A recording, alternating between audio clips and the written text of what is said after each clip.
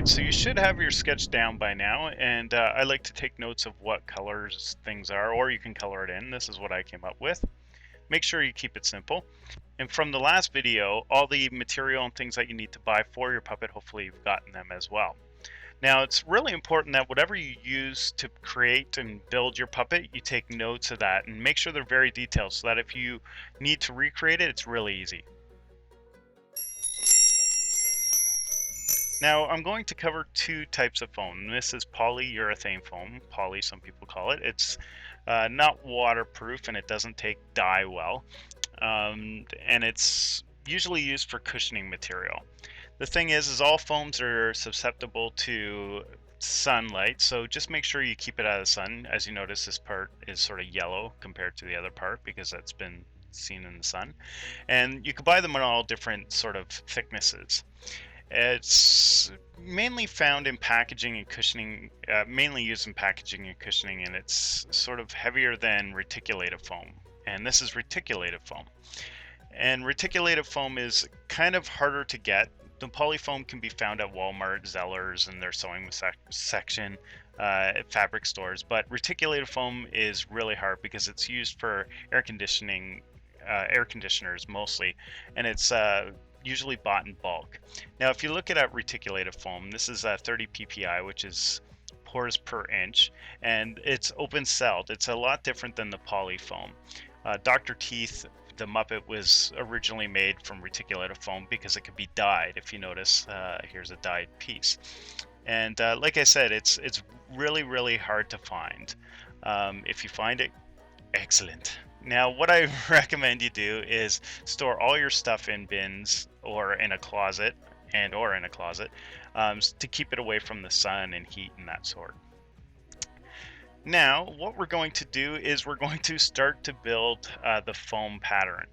Now, you've cut out all your patterns, and what you're going to do is grab your push pins and a piece of foam. Here's reticulated foam, but you don't necessarily have to use reticulated foam.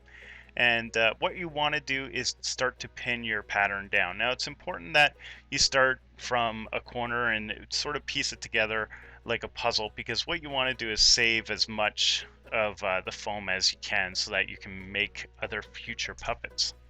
And once it's sort of pinned down and stabilized, then you're going to grab a marker, a Sharpie, and trace along the outside line for your pattern.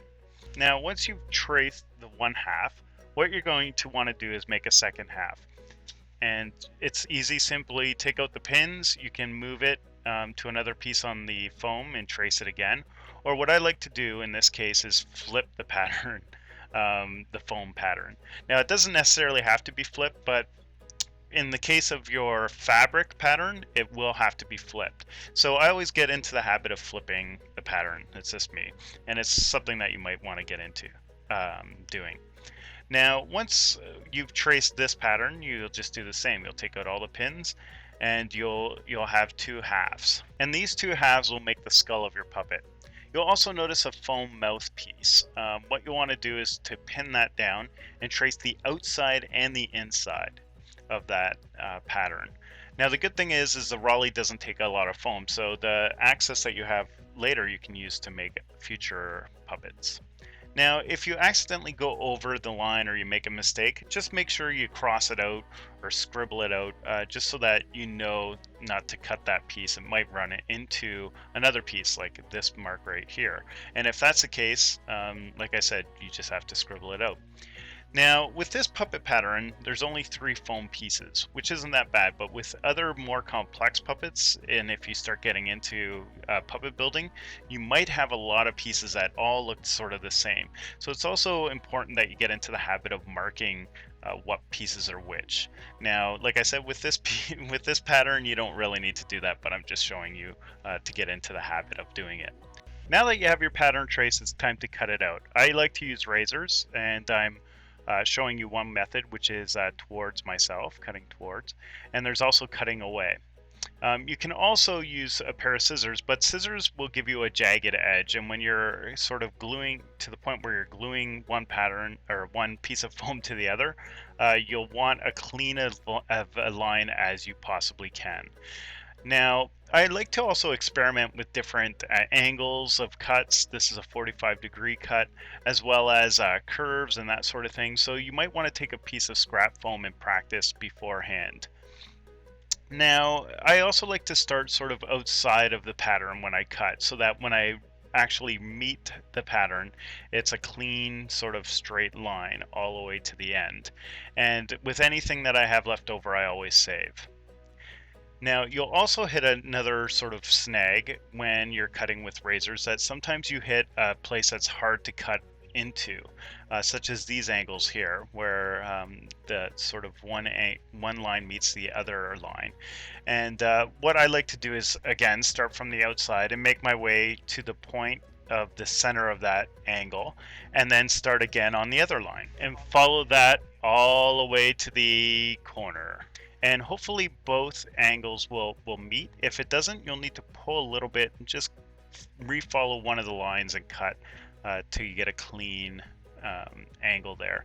If not, no big whoop on this one. And hopefully you end up with a clean foam piece.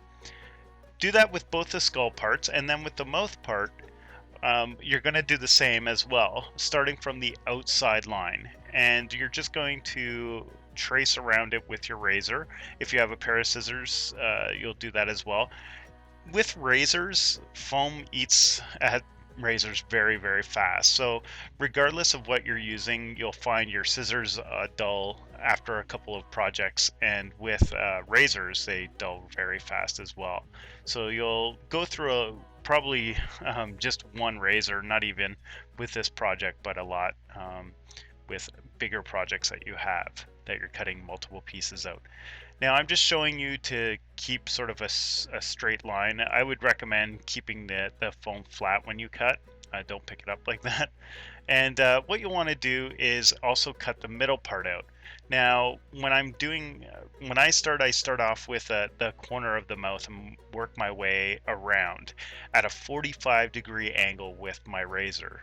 Now, if you're using a pair of scissors, I would poke the middle part of the foam, because it's kind of useless in this, and cut until I hit the inside line, and then go around. And you'll cut the middle part out, which, like I said, is it's scrap now, but the outside, the donut part, is for your mouth, so save that. So now you have all your foam pieces out, and the next sort of step which we'll take is putting the foam structure together, as well as starting on mouth plates, because I know I've been getting a lot of questions about those. So I hope to do about 2, maybe 3 different mouth plates for everybody. Alrighty, if you have any questions, feel free to shoot me an email, or visit my site, www.puppeteersunite.com. See you next week.